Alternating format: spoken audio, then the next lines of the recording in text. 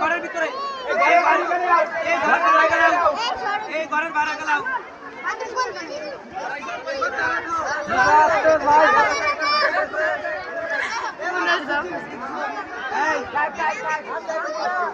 কিন্তু আউট ঘরের বাইরে গেলাম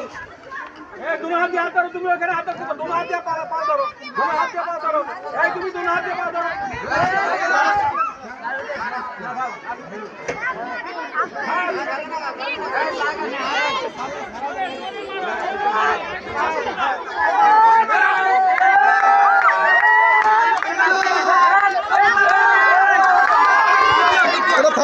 এটা থাক